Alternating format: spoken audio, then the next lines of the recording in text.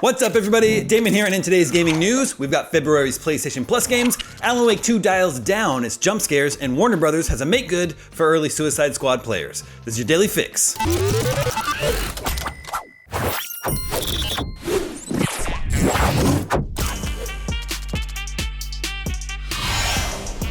February is right around the corner, and with it comes a new batch of games on PlayStation Plus. Today, Sony revealed that Foamstars, Rollerdrome, and Steelrising will be available to PlayStation Plus subscribers from February 6th to March 4th. Those games aren't the only things Sony has cooking for players in February.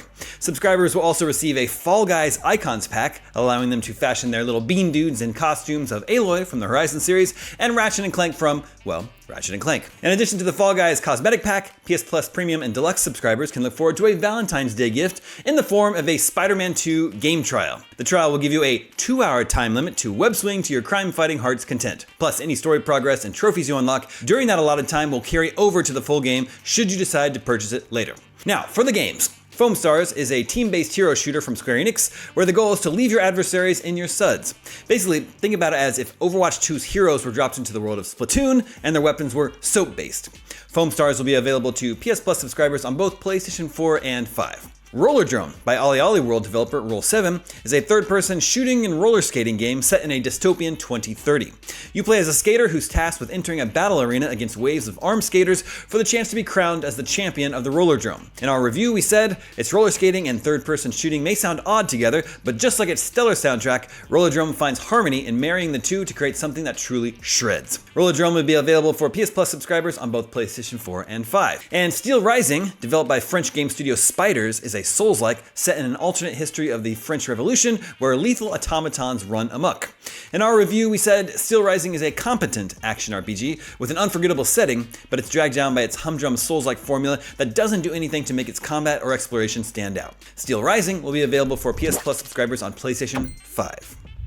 Moving on, Remedy Entertainment has released update 1.15 for Alan Wake 2, adding an option to turn down the game's spookiness. The patch notes also point to myriad bug fixes alongside the addition of a chapter select option in the main menu, letting players hoover up those final collectibles with more ease. Remedy is quick to point out the update also includes the much requested option to tune down the horror flashes, with players able to choose between low and normal horror flash visual and audio intensity. My favorite patch note here is in the visuals department. It goes, fixed the vegetation not always reacting to explosions in a cool way.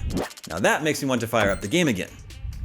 And finally today, Warner Brothers has gifted Suicide Squad Kill the Justice League Deluxe Edition owners $20 of in-game currency as a make good for server issues that rendered the always online game unplayable for periods during launch. Suicide Squad Kill the Justice League arrived on January 30th for those who paid $100 for the Deluxe Edition, which was supposed to grant customers a 3 days head start over everyone else. But the early launch had issues, including a bizarre bug that automatically completed Suicide Squad for some and forced the game offline for more than 6 hours. Additional downtime prevented players from logging on before the service stabilized, but not before disgruntled customers complained about not getting their money's worth. Now, Warner Brothers has sent affected customers an in-game message about the gift. Thank you for being one of our first console players during early access of Suicide Squad Kill the Justice League, the message reads, per a post from Twitter user JShockblast.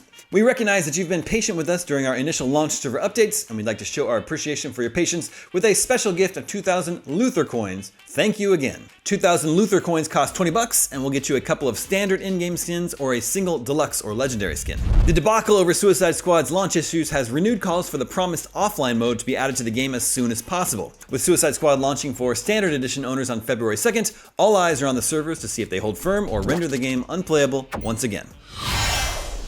And that is your daily fix for Wednesday, January 31st. Now that you're caught up on the news, watch our final preview of Terminator: Dark Fate Defiance. I'm Damon Hatfield, and for all your gaming news, stay tuned to IGN.